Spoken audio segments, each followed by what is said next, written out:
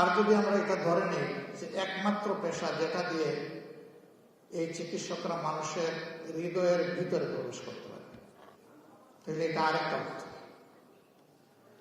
প্রথম দৃষ্টিকোণ থেকে যারা লেখাপড়া করবেন এই শাস্ত্রে, তারা হয়তো জীবনে অনেক কিছু আর্ন করবেন, তাদের প্রাইম পোস্টিং পাবেন, তাদের অনেক বৈষয়িক উপাধি থাকবে, কিন্তু তারা মানুষের হৃদয়ে প্রবেশ করতে পারবে না।